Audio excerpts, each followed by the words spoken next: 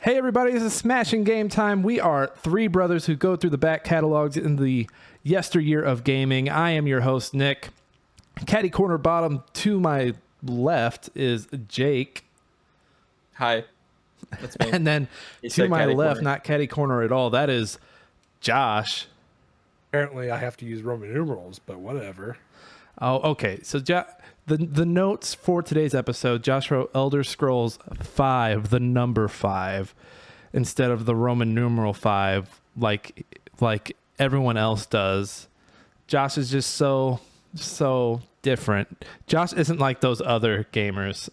I'm not like those other gamers. Elder Scrolls V. I need Elder Scrolls V. Well, there in the notes now it does say V. V. So, okay, it's updated. The podcast can go on in peace. We are great. For those who don't know, we're doing 2011 Q4 today. We've also got a Speedcap for Gears of War 3 that I will be going head on against Josh in our new Speedcap format. So stay tuned for that. Again, before we get started, as always, we are wherever you find your podcast. Apple, Google, Anchor. We're there. We're everywhere. Drop in there. Give us a rating and a review on Apple or Spotify, specifically those two. It's a great way to help the show, great way to support us and get us out there for more eyeballs and earballs to hear. 5 stars or get the fuck out. 5 stars or get the fuck out. As always, I don't know if there's a good transition for this, but as always, we are a Trident Network podcast.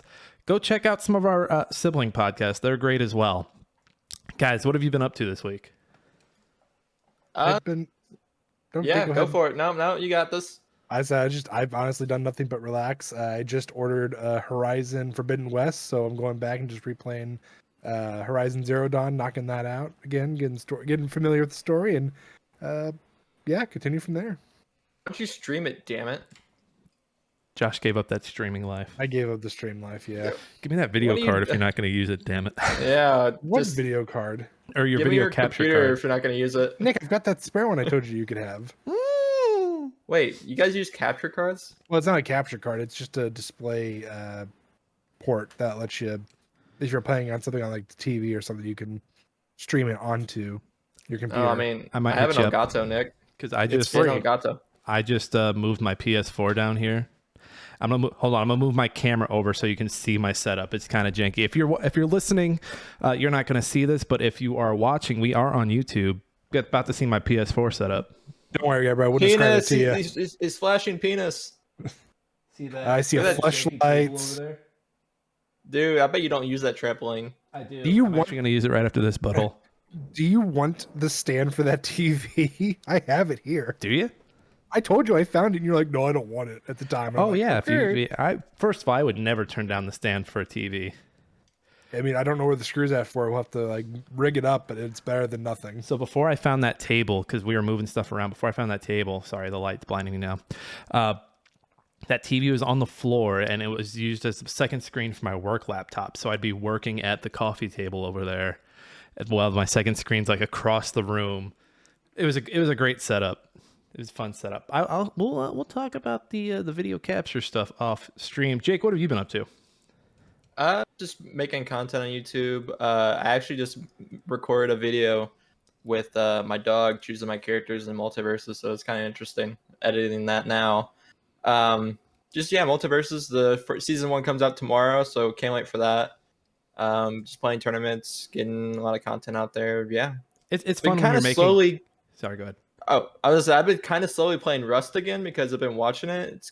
It's more fun to watch than it is to play, for sure. I mean, it's hard to game. It's a hard game, a frustrating game to play because everyone takes it another way than you do. But yeah, super seriously, it is fun on the video making side when you can get your family involved somehow. Yeah. So there's an idea for an Iron Harvest video I want to do where I have all the mechs lined up, and I'm just gonna have Lane name this. I'm gonna go through every one of them with her and have her name them.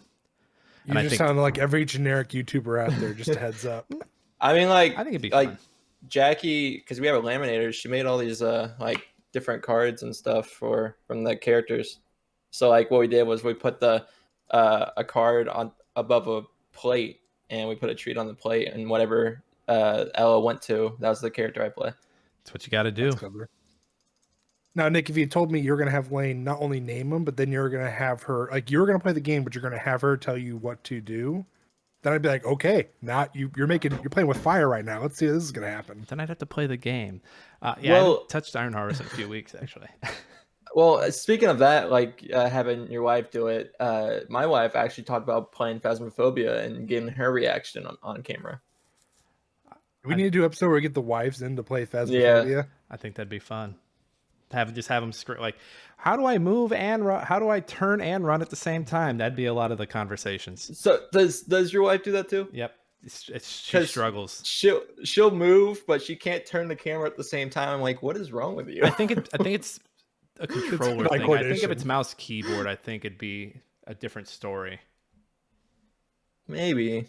I mean, I played Minecraft with her, and she can't turn the camera and move at the same time. Yeah, and like that. And anytime like a zombie or creeper or anything comes at her, she'll like drop she'll drop her controller and like, I can't. Like, it's not scary. Just hit the damn thing. And Enderman is scary. Hey, those zombies in Minecraft are scary. It's only scary when you're in a cave and all of a sudden you hear it's like, oh fuck, nope, run. Is that all? And been playing anything else, Jake? No, that's all I got, man. Okay. And so I'm still playing, I called it Dead West last week. It's called Hard West 2. Still playing that, working on my review. Should have that out hopefully tonight. And then I was on Xbox Game Pass, and I saw that this game that had been sitting downloaded in my library for a few months now was going to be leaving Game Pass. So I was like, I need to play this. And that game is Boyfriend Dungeon. I was waiting for that. And I'm having so much fun with it. If you don't know, Boyfriend Dungeon is a dungeon crawler / dating sim. Think of it. So like if you've played Hades, it's Hades, but you can date the gods. But there are no gods. The people you're dating are actually the weapons that you use in the dungeons. And I've basically fallen in love with the Banksy stand-in for this game. They're basically Banksy. And then there's also a BTS member in this game that I fell in love with. I'm just dating them and dungeon crawling with them. It's pretty cool. Does your wife know about this? She is aware of my dating antics in Boyfriend Dungeon. But no, it's just fun to shut my brain off. And the dungeons are challenging, but they're not like unforgiving. So each dungeon, I want to say it has like 13, 14 floors. I forget the exact number. And every 2 floors you get an elevator. So like, let's say you hit floor 7 and then you die. Next time you go to start that dungeon up, you can go to floor 7. You can start from floor 7. You don't have to start from the beginning. And each floor, the enemies ramp up, they level up. The enemies are like cute little objects that you'd find in the area. So the first dungeon was the mall. So like random junk that you found in a mall would be the enemies. The dungeon I just unlocked is a nightclub. So like martini glasses, DJ booths, these different types of enemies you'd see in a nightclub. It's fun. And there are characters that are not good for me that I'm not in love with that I'm trying to avoid. And the game is doing a good job of making me feel creeped out by somebody, which is an experience I think everybody should feel. Anyone who hasn't been creeped out in real life by somebody should have that experience brought to their attention so that they can be like, oh, this is gross. So then, like, if you ever saw someone in that situation, be like, oh yeah, I don't get it, but no, Boyfriend Dungeon makes me get it. And can you elaborate on like the creepy part? Like, are they like sending you like weird messages that are just like, dude, I told you no already? Or so there's this weird guy who owns a weapon shop. He's very anti-weapon, like anti-human weapon, but he's left me random gifts. Like he follows me around town. He will say, well, that person's no good for you. And it's he's an incel. He's nice. He's got nice guy energy. Like, oh, I would never do that to you. And it's kind of brought it to my attention that like, yeah, this is not a good feeling. Like I never thought this was a good feeling for anyone to go through to begin with. But now having experienced something like that from this game, I'm kind of like, oh, wow. Like, this is gross. Like, this guy's fucking disgusting. And you can respond to them. Like, they text you. First of all, everyone in this game texts the exact same way. You'll respond to them. And they give you things to say. You're not typing out a message. But they respond to you with a short message and then follow up with, like, a longer message. And they do that, like, 2 or 3 times. Everyone's the exact same person. There's not, like, the one person who texts you and is, like, one line of text and that's it. So it's kind of weird that is there a booger on the bottom of my coffee? No, that's the little barcode. So like, is this guy like a white knight simp kind of guy? Yes, very much so. If I send you a picture of him, you guys would be like, "Oh yeah, that guy." Here, you know what? I'm gonna put it in the chat. Just he's the first date you go on when you get out. And like he's very nice. It's a very nice date, and you're like, "Oh, this guy's nice." Like, was he the coffee shop guy that we saw you playing the other night when you got out of the dungeon? Was that that guy with the blue hair is the BTS guy. Oh, okay. Here, I am putting this in the Discord right now for you guys to see. It's like he rubbed me the wrong way every time. It's in the chat now. Oh yeah, I remember seeing that guy. Okay, yeah. He's and he like I'm at a barbecue with my girlfriend, and I meet this other guy who is like just this bear, and he turns into an axe. I think he's like one of the new characters, and I can't wait to like officially meet him and get to use him later in the game, like as a weapon, not use him as a person. Oh yeah, And then this guy shows up, and he just is being weird and like grabs my hand and is like trying to take my attention from the other two. And yeah, the characters, like it's just like it's a dating sim, so the characters are like anime characters on a background. And their eyes might move, their hands might move, but there's no cutscenes. It's all like conversations. And it's just so fucking weird. He's so fucking weird. And he makes me feel gross. He makes me feel skivvy. Anytime I have to fucking go to his place for a mission, I'm like, no, I don't want to go. But I go anyway just because my brain's broken and I have to do everything in a game. Yeah. Avoid spoilers for Boyfriend Dungeon, by the way. But other than that, I have played a little bit of. Oh man, I've got so much Boyfriend Dungeon on the brain. I can't think of anything else that I've played, just because Boyfriend Dungeon has just left an impression on me. I'm not gonna lie, you've left an impression on me, and I wanted to actually consider buying it. Well, you're gonna get fired. And I'm considering exit. I think it's off Game Pass in a few weeks. I'm thinking about buying it on Steam. It's $20. It would definitely, for me, it'd be like probably my first Steam Deck indie game. It's the dungeon crawling is good. The dating is good. It makes me feel like I'm good at dating. I probably wouldn't be good at dating right now, but it makes me feel like I'm good at dating. But just the fact that it creeped me out. It's weird.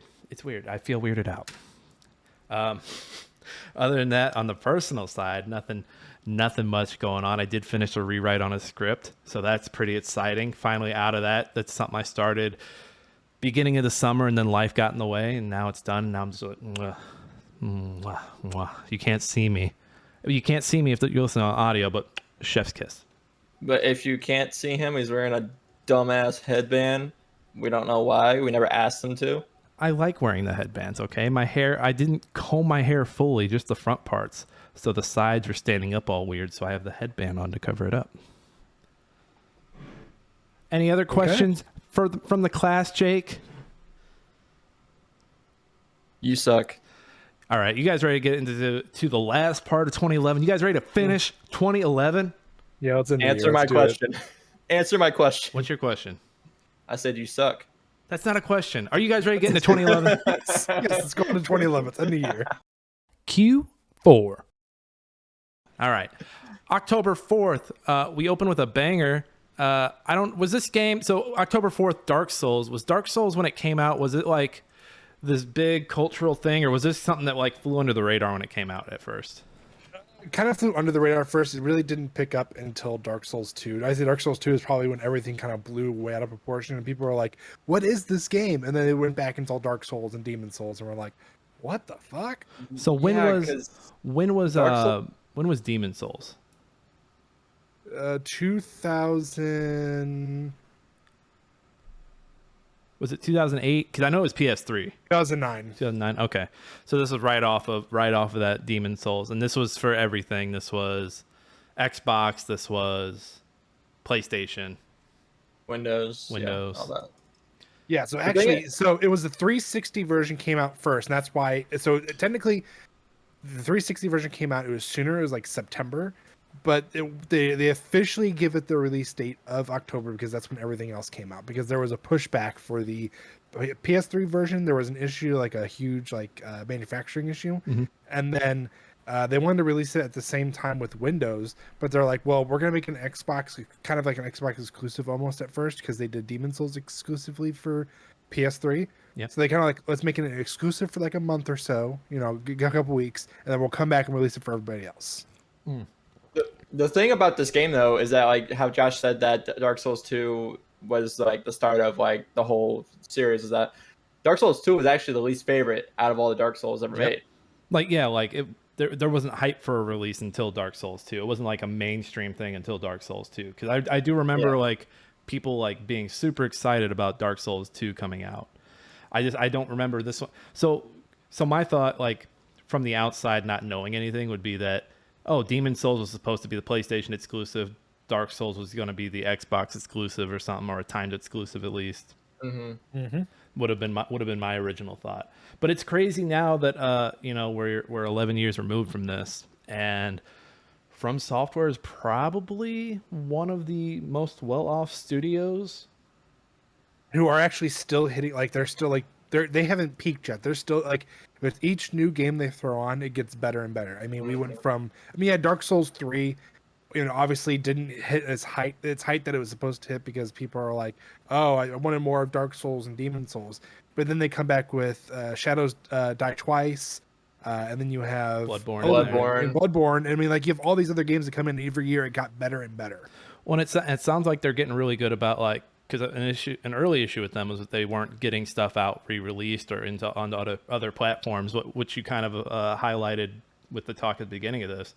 And now, like, it's way better. Like, yeah, Bloodborne is still locked to the PS4, but one day it's only a PC release will come and it will destroy us all. What I'm thinking they're doing is they're waiting until their agreement with Sony is up for exclusivity, whatever you pronounce it, because I can't talk today. And when that finally runs out, they're going to remaster it, put it on the PS5, and put it on PC, and then Xbox as well. Do we know what that window looks like? Because my thought would be the 10-year anniversary, which we're coming up on. I would say like an anniversary would probably be the best time to do that. Yeah, that'd be my guess. Is you're probably right, Nick. You're the 10-year, because I'm assuming it's at least what. So let's look at like example. Let's look at like Spider-Man. That was on 2017. Well, Spider-Man's completely different though, because that's from a first part. Well, they're first party now, but that's from in-house Sony. This is it wouldn't be third party. It'd be second party. Okay, what about like Ratchet? Maybe not Ratchet and Clank. Ratchet and Clank's also Insomniac. Yeah, so I was like, why am I thinking Ratchet and Clank? So while you look that up, the other thing about Dark Souls is, I mean, it brought difficulty back to video games. Like, weren't you just tired of the easy video games between the years 2000 and 2010? Hey guys, hard video games are back. Well, I mean, so this kind of reminds me of college professional year when my roommate had a Super Nintendo, and I would play all the Donkey Kong countries that he had, the Super Metroid, Link to the Past, playing all those games, especially Donkey Kong Country. I beat all 3 games in one day. Like, I remember growing up, I thought that was hard. But as, you know, an adult playing that, I'm like, dude, these games are actually stupid easy. Like, what the hell? Rebuttal. Josh and I streamed all 3 Donkey Kong countries this time last year. And we struggled on the first one and third one. Those motherfuckers are hard. You guys suck. Especially the first one. So yeah, like the first one, Jake, it wasn't until we got to like the cave network. That was probably the worst of it, because we kept dying on the fucking railways. Yeah, the trains. You uncoordinated. So 2015. 2015 was Bloodborne? March of 2015. So it's been 7 years. I would say a 10-year anniversary. That'd be like the tail end of console releases. If not this gen, maybe next, but I figured at that point it might be too late. And even then, I don't know when next gen will even be considered. Or if they don't do Bloodborne, you know, on the PS5, or maybe Bloodborne 2. Who's the team?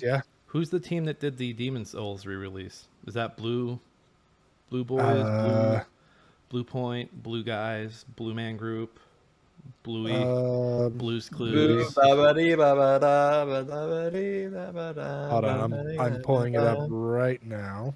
Blue Balls. Except all I had was 2000. Come on.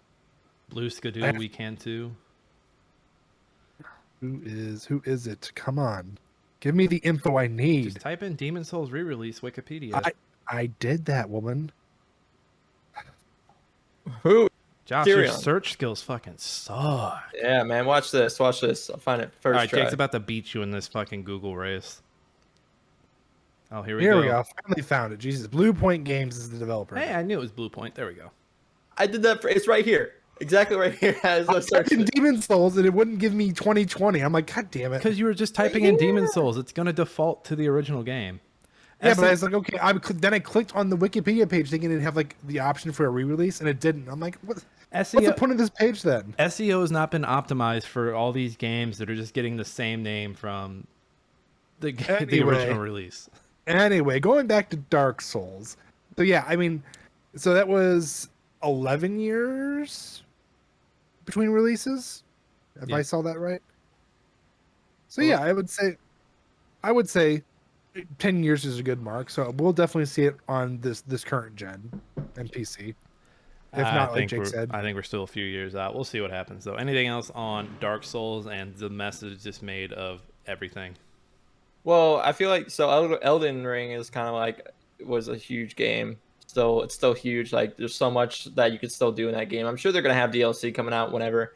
Maybe that'd be cool. Well, and the crazy thing about Elden Ring is that it was a lot more mainstream. It broke the zeitgeist. Like everyone that you would hear talking about like Halo is now talking about Elden Ring, and you know what happens when people hop on to Elden Ring and they realize, holy shit, these guys have been doing games for 10 years. All these other games resurface and interest gets repeaked. So yeah, Elden Ring, hype. It's a great game. I actually never played it, but just watching videos about it, it looks amazing. I mean, could they do Elden Ring 2? Could they go back and do Bloodborne 2? Like, who knows? There's like endless possibilities of what the developer could do this next game. Let everyone remember, Dark Souls did something. Or actually, the Souls genre in general has done something that a majority of communities will like 100% commit to. Unless you read all of the items you pick up, all of the extra material, you have no idea what the story is about. I do love the next Souls game. The next Souls game is going to be a mobile game. Watch. It's just going to be a book, nothing but lore. All right, we're getting off Souls. Now that Jake said the M word, we got to get out of here. Yep, we got to leave. And good timing because the video was just ending. October 18th, Batman Arkham City. You guys know Batman, right? Yeah, I mean, first off, if you don't know Batman Arkham City, you have been living in a cave under a rock for the past 20 years at least. Now, is this the third one? This is number 2. So technically in the plot line, it's the third because you had Origins, Asylum, City, and then they cut me out here. Night. Jesus. Yeah, I was gonna say Night. But this is the release. This is the release. The second one. Yes. Okay. Josh just made it unnecessarily. Josh wanted to go in chronological story order. I went both. So was it the third one, Arkham Knight, that had issues on PC? Yes. Yeah, Arkham Knight had a booty ass PC version. I remember that because I was living at Lane's grandma's house when that one came out. This one had great reception. I think people were kind of pissy about the ending, and I don't think people liked playing as Catwoman for part of this, if I remember correctly. It was I think it was like either the beginning or midway. You played her for a hot minute, and then you basically went right back to Batman. But at least it's not the fucking Batmobile, am I right? Yeah. We don't talk about the Batmobile, okay? I think this is just another well-done version of Arkham Asylum. Bigger sandbox, more to do, more of the rogues characters. So I know Joker's like the main, and I'm air quoting that. The Joker is the main villain in this one, but isn't there? There's Two-Face. Who else is in this one? Mr. Freeze, the Penguin, Calendar Man again. Riddler's there. Riddler. You also had Deadshot. There was the bat. This one did not have the bat, but it also had Mad Hatter. There was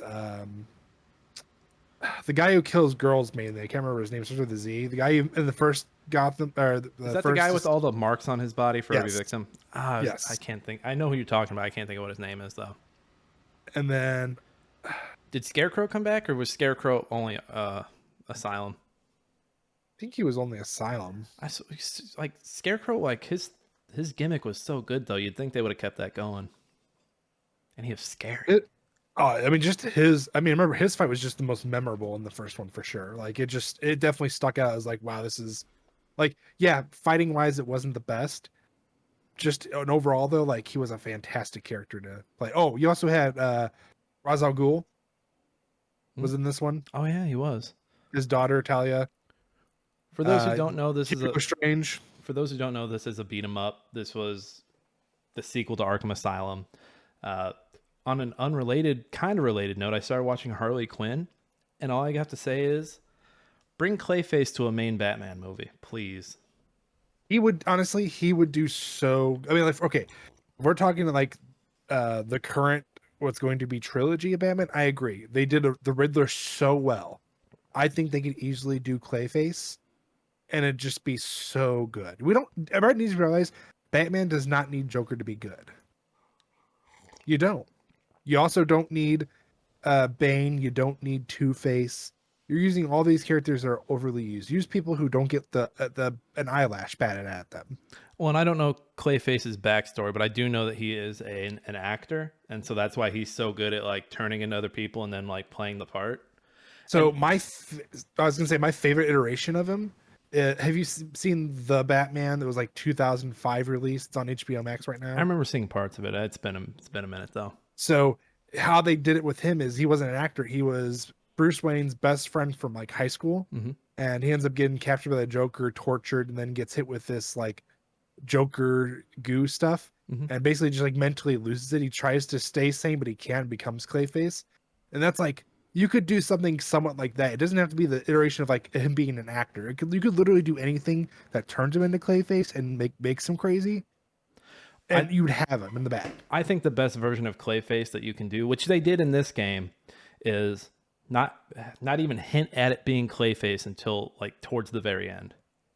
I would say even at the end, like don't even like he just gets away. Like you don't know what's going on, but you have an idea as the audience that hey, obviously it's Clayface, but for the characters they have no idea what's going on. They're confused. They stop the Joker or the Penguin or the Riddler every time, and then he just vanishes. So disappears. Spoiler alert for this game. You think the bad guy in this one is the Joker. Turns out to be Clayface pretending to be the Joker because the real Joker is dying of the gas from the first game. The Bane super serum that he took. So I think if you can do something like that, because I think a lot of people were upset by this ending, if I remember correctly, or maybe I'm getting that mixed up with Arkham Asylum's final Joker fight because people hate that fight. Yeah, it's both because like they even hinted throughout the whole entire game. So spoiler as well. That's not really a spoiler at this point, but if you use your detective vision when you see Joker in other spots. So like if you look at enemies, you can actually see their heart rates and stuff. When you do it with the Joker in some instances, you don't see a heartbeat, hinting that it's Clayface. And it's like a really good, like right there in front of you, and you have no idea until the very end. I think like in hindsight, I think it's a really good twist. I had never played it, so I was like, they're mad about the ending. Gamers, am I right? It's a great game. So yeah, I mean, that's just it. We, as the audience, we cannot be like upset because what they took such a great game and still gave us a fantastic thing. And just because it ended the way we didn't want it to end doesn't mean it's not good. We're just upset because maybe we saw it a different way. But like I said, it's not our thing. We didn't make it. We didn't write it. We're just playing it and enjoying it. Only time you can be mad is when it's Mass Effect 3. Live in our world. Yeah. Play in ours. Anything else on Batman? Or live in your world, play in ours. Yeah. We also got to see our first instance of a sidekick. We saw Robin. Oh, I forgot Robin was in this. I know. Yeah, I only see him once. Nightwing was in this, like the Arkham Knight. I thought they're. Yeah, it is Robin that we see in this because it's Nightwing. Is it Jason Todd that we see? Oh, it's when JGL pops up and the lady at the end says, "Oh, you should use your middle name. I like it, Robin." Oh Jesus! Don't even get us started. On that. So basically, from my take on this, it's that it's Spider-Man before Spider-Man. Well, yeah, I mean, technically, this is more like Assassin's Creed, like Brotherhood before, you know. I mean, it's got the DNA that Spider-Man 2018 has, the beat 'em up DNA is basically from this. Yeah. Yep. Anything else, and Gotham Knights coming out. I mean, I heard they've had issues with it, but I don't think anyone's excited for that. No, if it honestly comes out of nowhere and does really good, I'd be shocked. I mean, I think it's like what 4-player co-op. Allegedly. We'll see how that goes. I think the time is up for that series right now. At least the way they want to take it. Everyone's doing that 4-player stuff. Yes, or the 4v1 or whatever it is. Moving on. October 25th, a game I don't quite understand, but everybody else here loves, Battlefield 3. What is there not to win? Okay, so for those who don't know, Battlefield 3 is I would say it's DICE's most relevant, like, so you had all these other Battlefields. You had Battlefield 2142. You had Modern Combat. You had Bad Company and Bad Company 2. This, I would say, was like what really ticketed them into the true mainstream of multiplayer, up there with Call of Duty and Halo. And what it does better than those games is it gives you a sense of realism. It's set in modern combat to an extent, because obviously not everything in the game can be truly modern. And I mean, like I said, what is there not to love? It's destructive environments. You can fly. You can pilot helicopters. You can shoot tanks. You get on back of OMGs and gun down your enemies. What is there not to love about this? The war crimes, Josh. The war crimes. Oh, it's a video game. Don't even give me that crap. People need to stop that. Like, I understand. Yes, we don't want to entice violence into the real world, but look at all the movies that do it. Look at all the media that does it. I mean, the news is even like producing like, here's what's going on over here. Like, you cannot sit there and blame video games for violence when all these other forms of media are doing it as well. Like, that's like, you can't use it, but they're doing. You can't use that argument. Yeah, no, like, but they're doing it. But your point? But Mom, he had a donut before dinner. It's I don't know. The way people take video games to reality is ridiculous. It's a game. You're playing it. Right. Games are meant for entertainment, and if people think that this guy's playing a violent video game, is going to be violent in real life, you're ridiculous. Oh, I'm not saying that at all. All I'm saying is that the depictions of violence, I mean, don't get me wrong, Battlefield 3 multiplayer, people are coming for the multiplayer. They're not coming for the single player game. Story. Come on. I mean, at the end of the day, like, when everything in the news is violence, and then you sit down and you're like, all right, do I want to play Call of Duty Modern Warfare 2 or do I want to play Boyfriend Dungeon? My brain is like, you know what? I've had enough of the gun violence today. I'm going to go play Boyfriend Dungeon. Or that it's just everyone's doing it. It's repetitive. So Well, and that's one thing I'll admit the campaign did here that was kind of disappointing, is it definitely like imitated like Black Ops to an extent. Like, the story is very heavily reliant on that, like, where you're being interrogated and you're talking about like what it basically like leads up to the point of like you're trying to find nukes that are planted. Yeah. So like, did you see that rat? He stabbed the shit out of the rat because it was biting him. Yeah. They also got attacked by PETA for that. So did they? I'm pretty sure like they had like death threats and stuff for that. That was a really weird fucking thing to put in a video game. Well, he's stealthing around. He's like sneaking, like he's behind enemy lines right now. So like he has to stay quiet. He's trying to get in, and that rat's like attacking him, and he's like, "Dude, get the fuck out of here!" And it wouldn't. He's like, "No, fuck it, just." I mean, it's kind of like almost realistic. Not that would actually, like, the rat would have fucked off, but like a rat would have probably bit the person like near it. Like, oh hey, I'm a rat, whatever. Guys, you gotta think though. This is 2011. People are not at their peak of gaming. People didn't understand the behavior of rats quite yet, like we do. This was still a few years before New York City rat with the pizza. We didn't quite understand them yet. But I mean, fucking flicking it, trying to get it away, and he stabs. Developers. I mean, like Battlefield 3 was probably the risk game, but now look where they're. Yeah, no, they definitely shit the bucket for sure. Like, Like I said, Battlefield 3 for multiplayer is definitely like their crown jewel, and I would say that the head of that crown jewel is Battlefield 4, just because it had a really shaky like startup. But I look at every single one of DICE's games that have come out in the past 10 years, 15 years, and like it's a majority of their games. And even then, every single big AAA company that releases games, they're all about the same. Either they're really good on the start and then get really shitty at the end, or vice versa. There's never one that's perfect in between. The gap, like thinking back, like the gap between 3 and 4 seems very small. And then, I think there's an over-reliance of EA on this series to compete directly with Call of Duty, because right around, we're still a few years off, but eventually they get to the point where Battlefield 1 is coming out, and EA has also just bought Respawn and has, Titanfall 2 coming out. So you have Battlefield 1 and Titanfall 2 coming out within a week of each other, as well as Call of Duty, whatever the fuck it was that year. And you see this over-reliance of EA like saying, we need to compete with Call of Duty, but at the same time also cannibalizing their other major series. Like Titanfall 2 is an all-timer. Titanfall 2 is going to be like, when we're all old and gray, like people are going to be like, oh, Titanfall 2 is one of the games of the generation.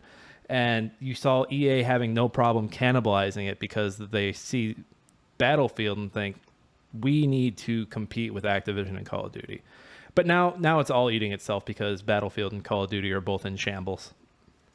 Well, yep. So this is the great thing. It's great that they brought up Battlefield 3 at this point, is people were so pissed at 2142.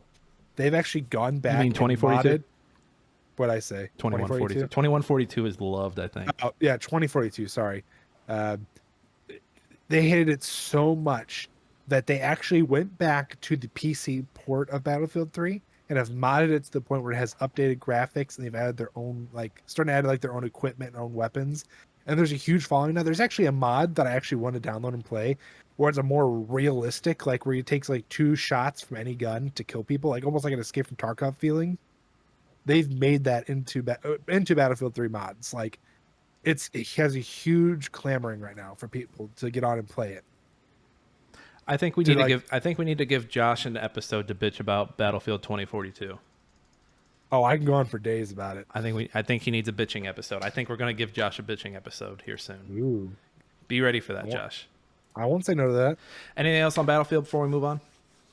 Tons of DLC, of course. Like, if you're going to get a Battlefield game, you're going to get your money's worth. Like, I hate Call of Duty because they're going to charge you $60 for 5 maps that you're going to hate, where Battlefield at least will give you like a handful of new maps, like per DLC, and new weapons, new equipment, new everything. And don't forget a shit ton of bugs. Moving on. Boom. Roasted.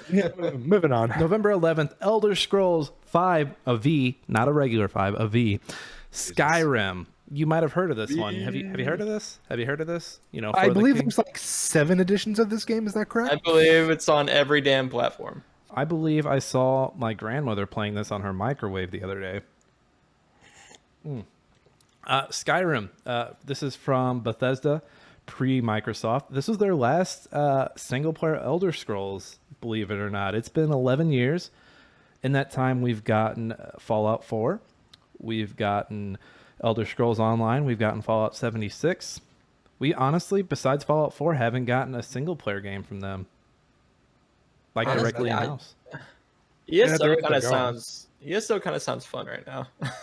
Well, now that they finally released it, remember when we tried playing it release week and it was so bad. It was bad. It was buggy. But I hear it's actually it's redeemed themselves. It's got a lot of DLC and events going on. And that's what everybody's saying 76 has done. And I still cannot believe that. Yeah, it's really weird that they've been able to turn both of those around. I remember playing EO online. I remember playing it on Xbox when it came out, and just hating it. I was like, "This is boring." But I think if I played it on the island, I think if I played it on PC, I'd like it. Skyrim kind of like, this is still the same engine that was this the same engine as 3 and Oblivion, or is this a new engine? I'm blanking really bad now. I think this was the same engine.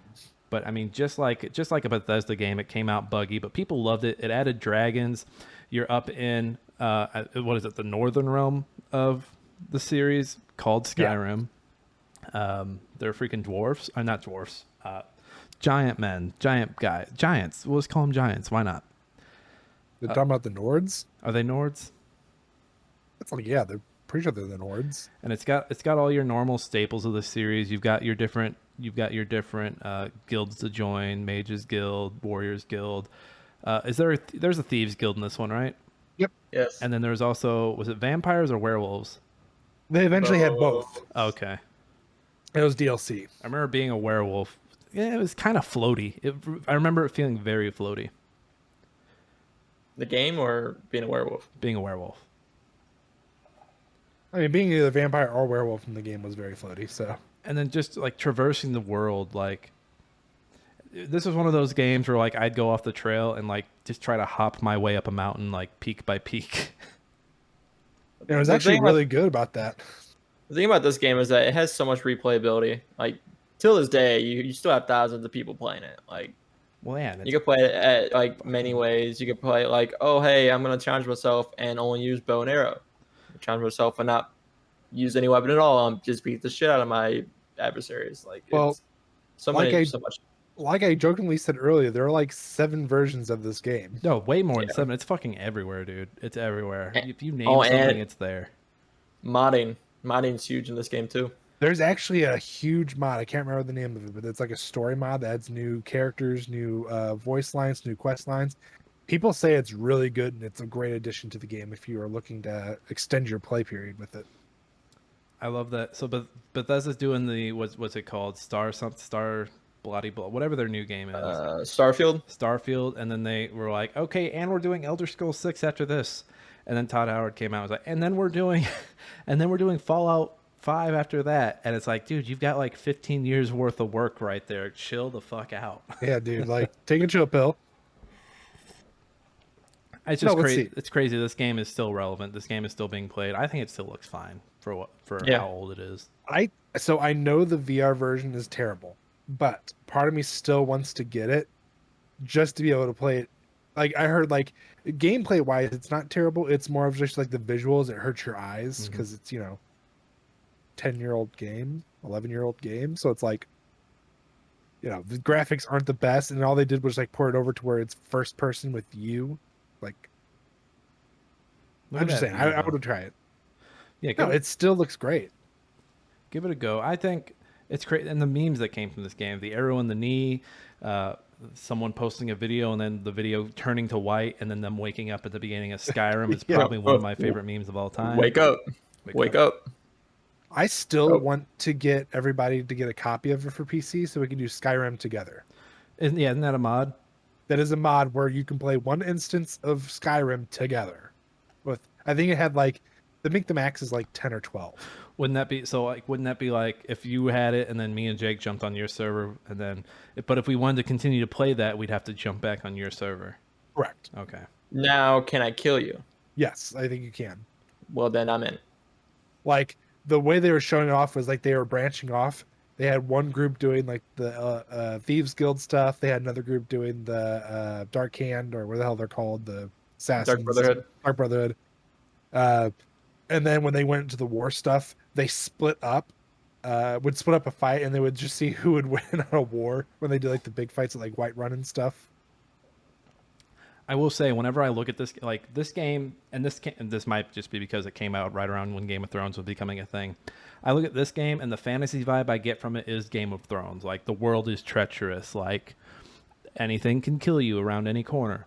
And then I remember Oblivion. Oblivion was a few years after Lord of the Rings, but Oblivion felt like more high fantasy compared to that. I would agree. Yeah, that's a great way to put it. I don't know if there's a term for like Game of Thronesy. I guess survival fantasy, maybe. Incest. Yeah, well, yeah, incest. I'm just gonna start coining my own genres in this show. I would say Fallout 4, for example, would probably be a good like a good example of like The Walking Dead almost to an extent. Yeah, nobody really built like those forts in Fallout 4 like you were supposed to. I would just build it to be like monstrous zones with huge walls and automatic machine guns. But yes. Okay, so Skyrim, I mean, it's got a lasting impression because it never went away. It's still here. And it'll be here for at least another 10 years. It's still sleeping on your couch. It ain't going anywhere. I mean, even Oblivion hasn't gone anywhere either. Well, Oblivion, I think, has been overshadowed by Skyrim. So, there's still a loyal fan base to it, for sure. But, yeah, I would say similar. It still got its peeps. I think Oblivion's got more memes. Oh, it does. We'll have to do some meme hunting. November 18th to finish up Q4 and 2011. Damn, I can't believe it's been 11 years since this came out. Minecraft. I feel old now. I feel old. If you ask me, Nick, what game has changed everything in the last 12, 15 years, what game has changed everything?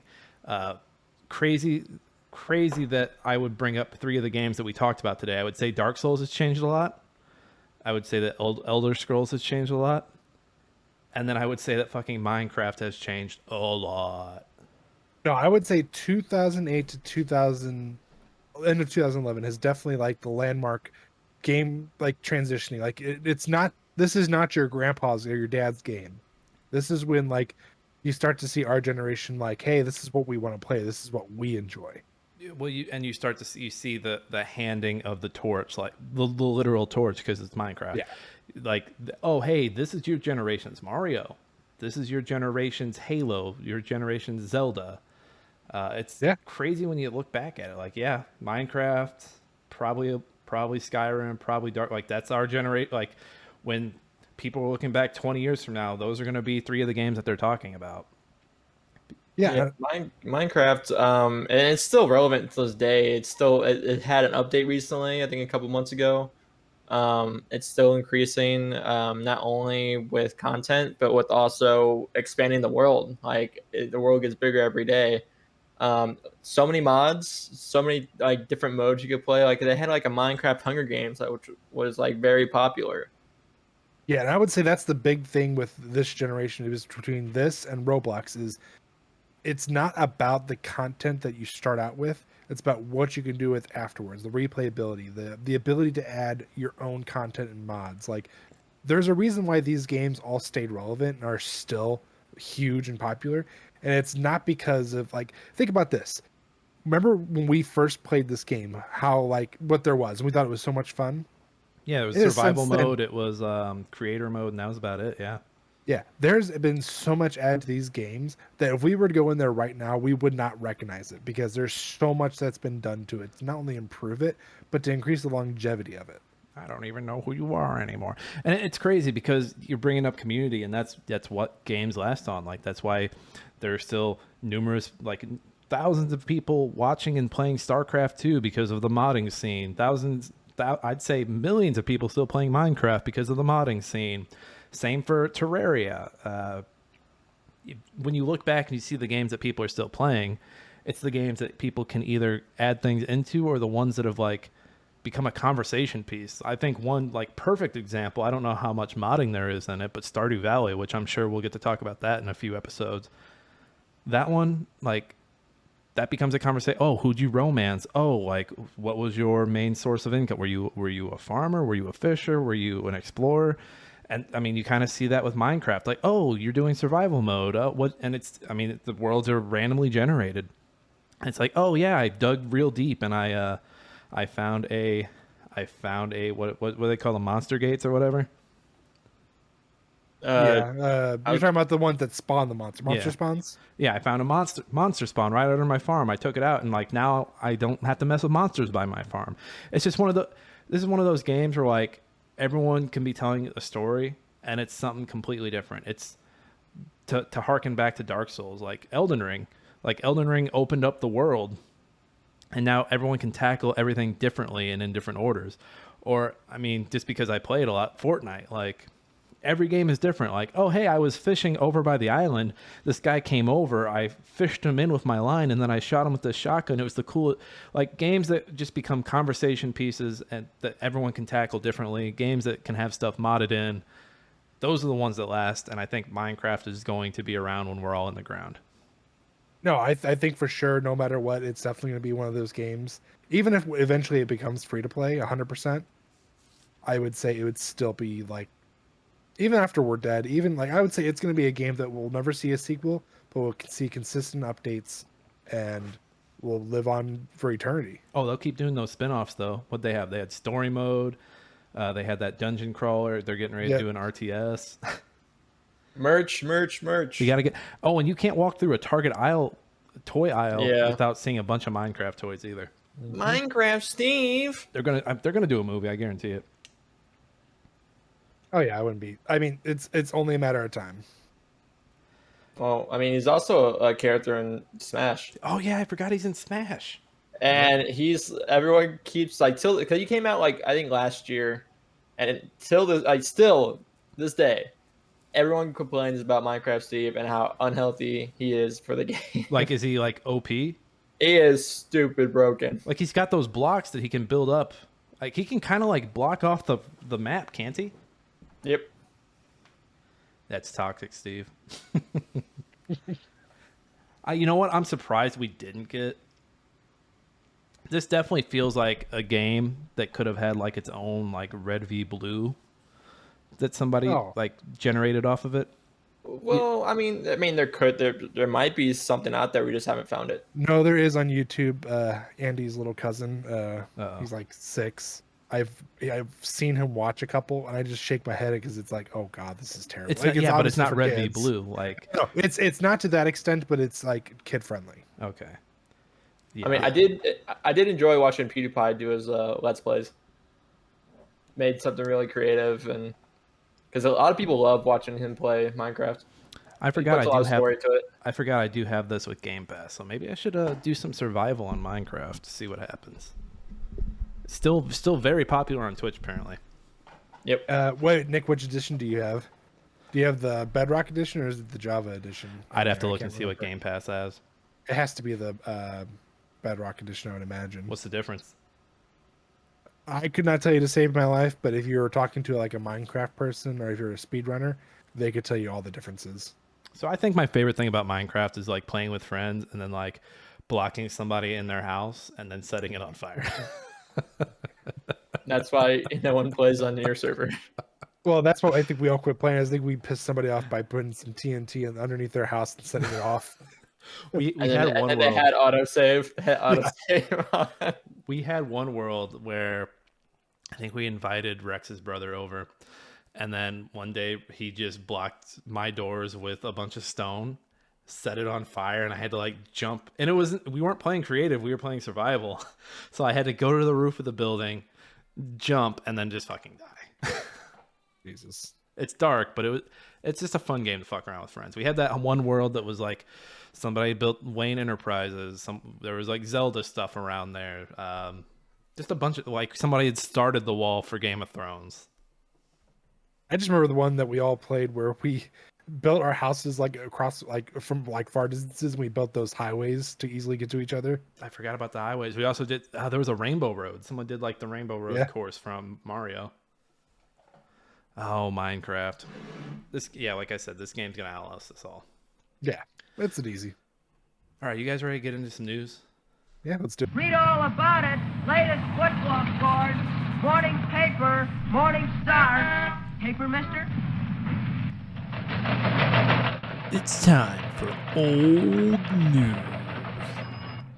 All right, let's do the news. Let's see here. So we have... Oh, got to scroll down.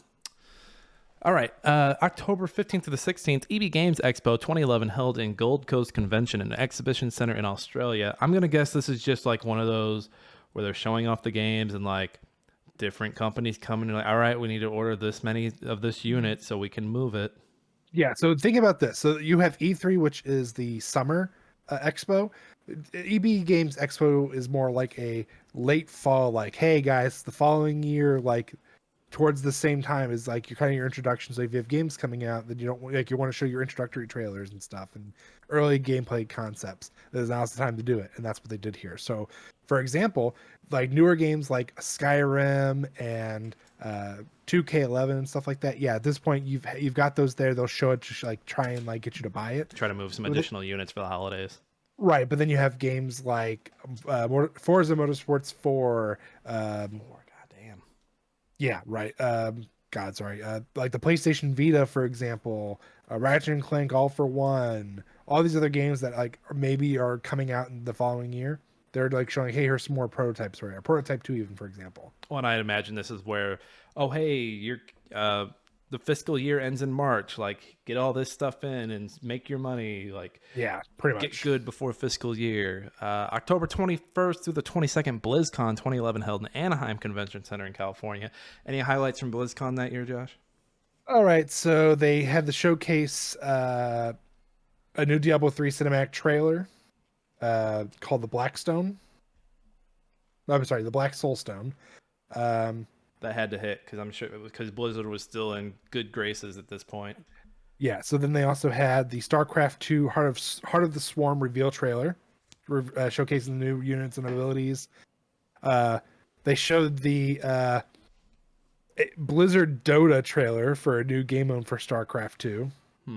Okay. They revealed World of Warcraft Mist of Pandaria.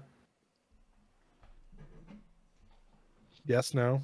No. Yeah. Oh, okay. And then from there, really, there's nothing really cool. The only cool thing after that is the Foo Fighters performed at their closing concert. Man, those fuckers have fallen so far. They couldn't even get us to perform at BlizzCon this year.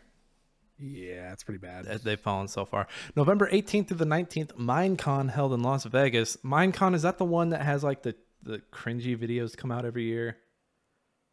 If I remember correctly, I think you might be right. But where this the kids line up and ask questions, and they're just the cringiest questions. But then how much VRAM to? But then is that what you're thinking? But then you have to remember, like, oh yeah, these are kids, so it's going to be cringe. Yeah, I think it is that one. But yeah, it's like the first Minecraft convention. So like, this game blew up when it came out. Like it was big then, and it's still big now. But by God, did it blow up? So yeah, it's a huge. Minecon, I think it was like one of the first conventions that had like a game had its own convention, and then it started like other popular games getting their own convention. So like, for example, Clash of Clans, they have ClashCon because that was a popular mobile game. Well, I'm sure Activision has this thing that pushes because Blizzard was doing it before Activision got them, but I'm sure Activision saw like, hey, like BlizzCon does great. There are these other like this Minecon thing's going off, like because Clash of Clans is a king game, right? No, Supercell. Supercell. Okay, I get King and Supercell mixed up. That's my bad. Yeah, I mean, and they still do it too. I mean, I'm not sure post-COVID, but before, yeah, they did it all the time. I'm gonna go to one of these cons eventually. December 3rd, 10th anniversary of Jack and Dexter series. How did this get in here? Because Jack and Dexter is what kept Naughty Dog alive until we had the Uncharted series and The Last of Us. So you can thank Jack and Dexter for keeping them alive between Crash Bandicoot and that. Thanks, Jack and Dexter. I'm thinking Tom Holland. Tom Holland's keeping Naughty Dog alive. December 10th, Spike Video Game Awards. Were there any big hits from that this year? Big trailer reveals? I mean, nothing like super big. So they had premieres for the Tom Clancy's Rainbow Six Patriots, which would turn into Siege, Transformers Fall of Cybertron, BioShock Infinite, Metal Gear Rising Revengeance, The Amazing Spider-Man, the exclusive PlayStation 3 game, The Last of Us. Yeah. Mm-hmm. And then they honored The Legend of Zelda. They put that into the Video Game Hall of Fame.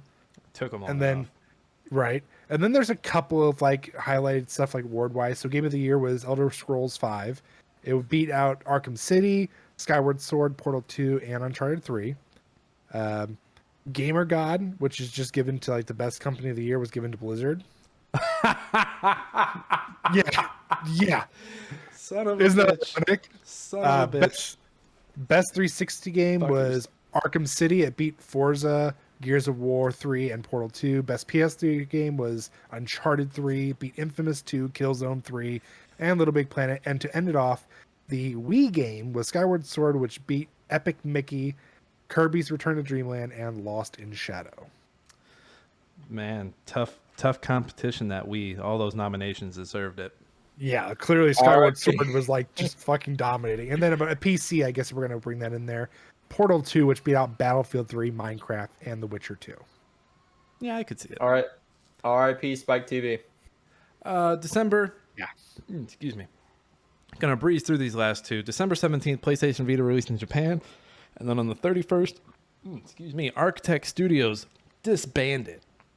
Way to end the year, guys.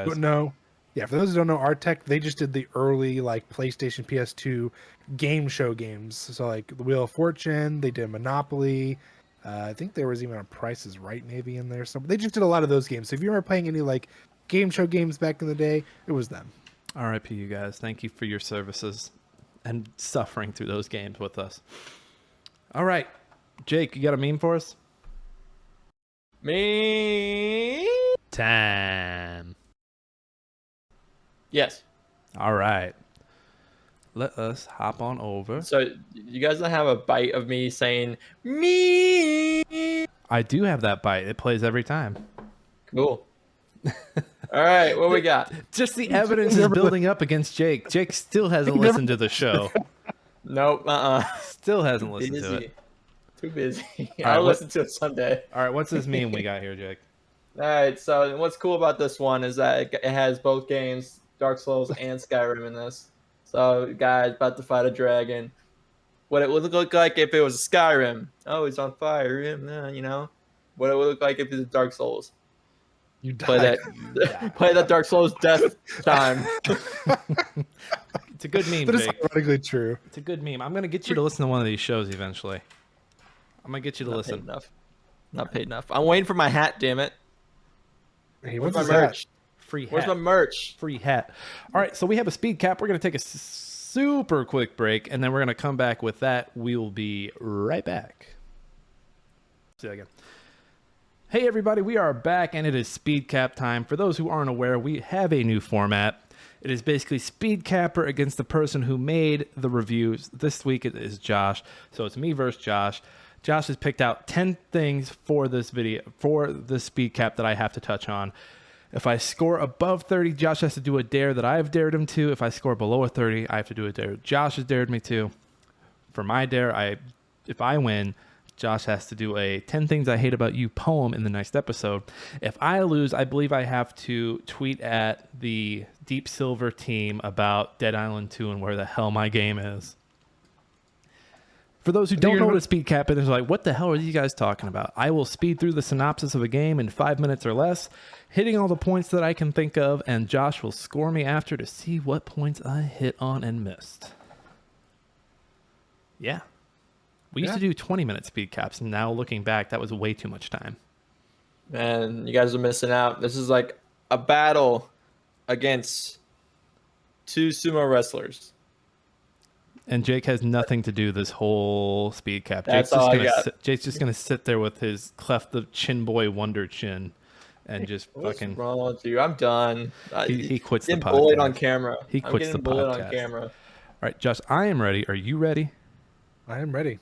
All right, then I'm gonna start the clock. When the clock hits 5 minutes flat, I will start my speed cap. Thank you, and bless everyone. Bless everyone. This is gonna be good. All right, Gears of War 3 takes place after Gears of War 2. The city of Jacinto has been flooded. You're still playing as Marcus Phoenix. He doesn't have sleeves anymore. It's the summer. It's the summer of exposed arms. They're on this boat floating around, and they're attacked by Locust and Lambent. And at the beginning, at the same time, you're also playing as Coltrane, baby. Ow!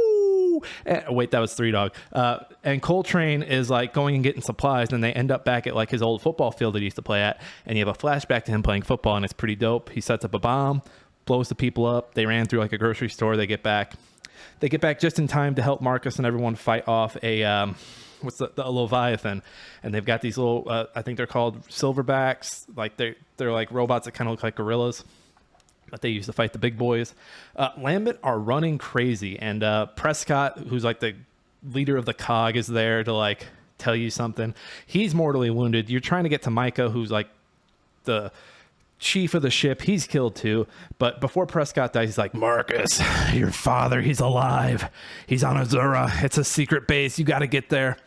But they can't get there because it's got these generated twisters that like keeps everybody out. And Azura is actually like kind of like a land for the rich and the scientists to like hide from the locust. So your team's like, well, we have to get a submarine. So they enlist this guy Dizzy from the second one who drove the rig. Her name was Betsy. I think she died at the end of 2. Poor Betsy, R.I.P. And so basically you're going to Mercy to get gasoline for the submarine. And Dom is just a sad motherfucker because he killed his wife in the second one. And he, the Lambent and the Locust, like plan an attack on you guys while you're getting gasoline. And Dom's like, you know what? I'm gonna put Mad World on this stereo and drive this truck into this gas station and make everybody sad, but by distraction for my team. So he does that. He dies. Marcus is really sad. They get the submarine.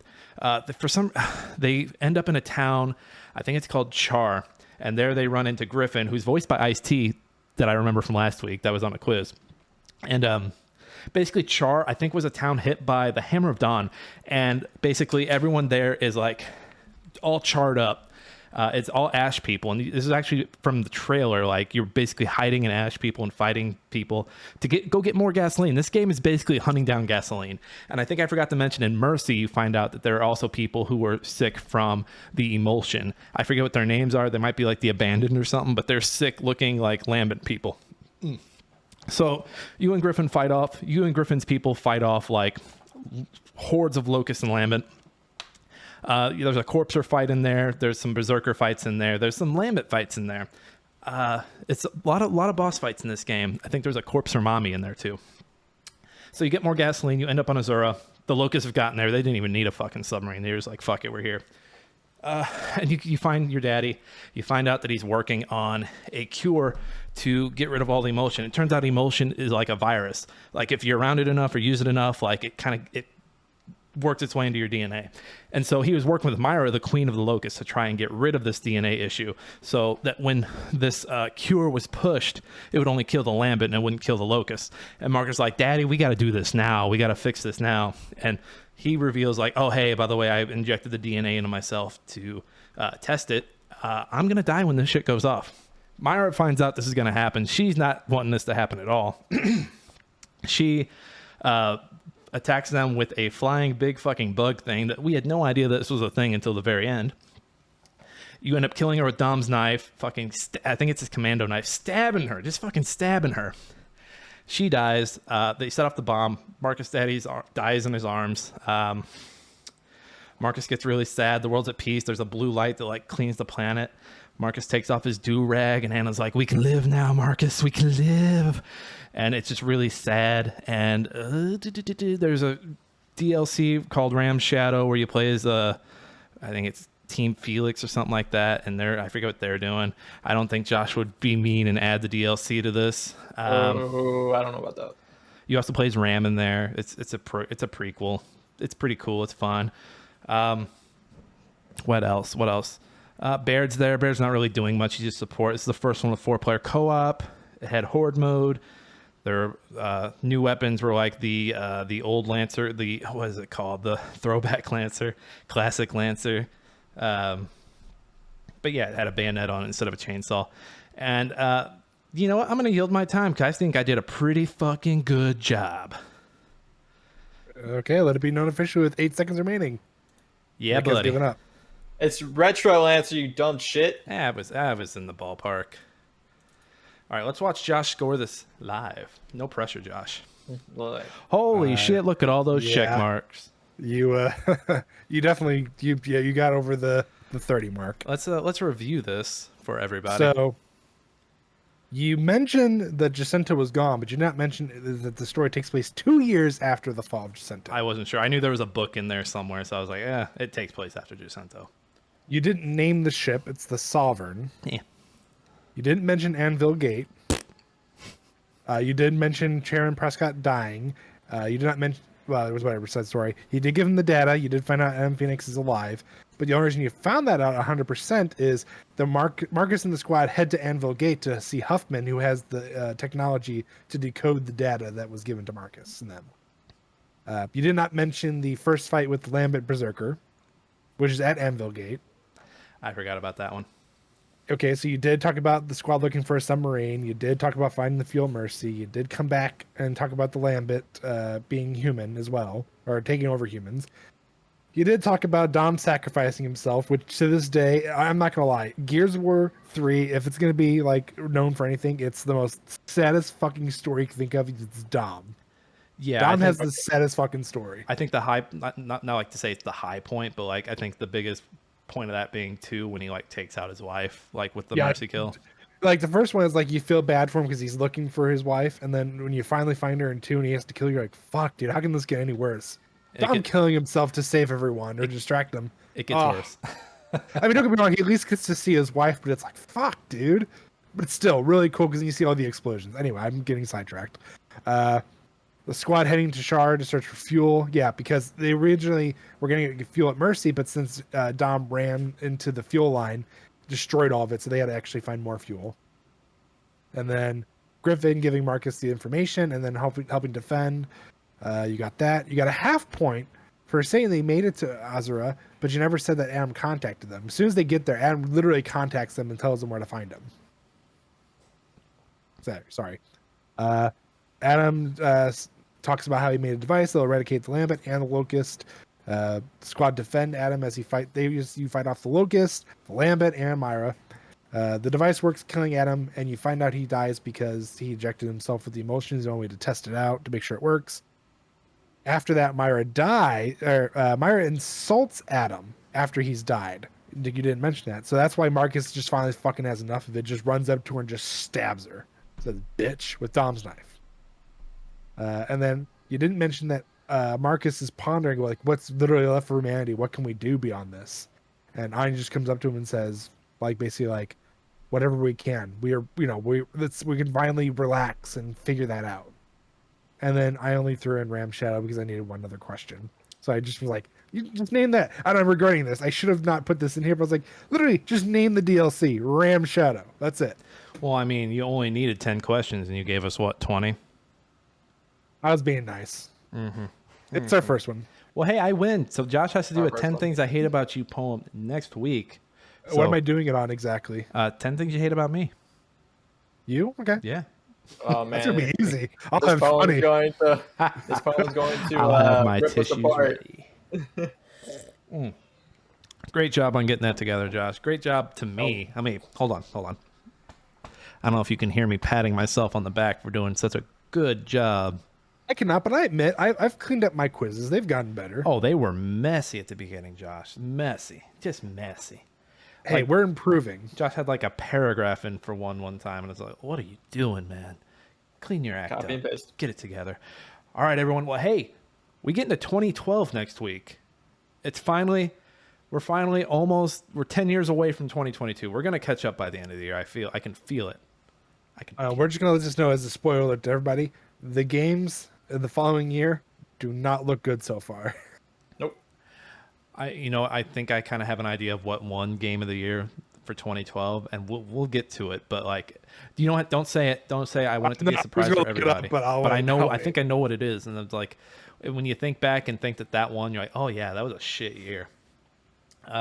As always, I am Nick. You can find me on Twitter at that Kaufman. You can find me on Twitch and YouTube at NickFatKnight. Also have a Discord if you want to hang out in there and talk. Link is in the show notes.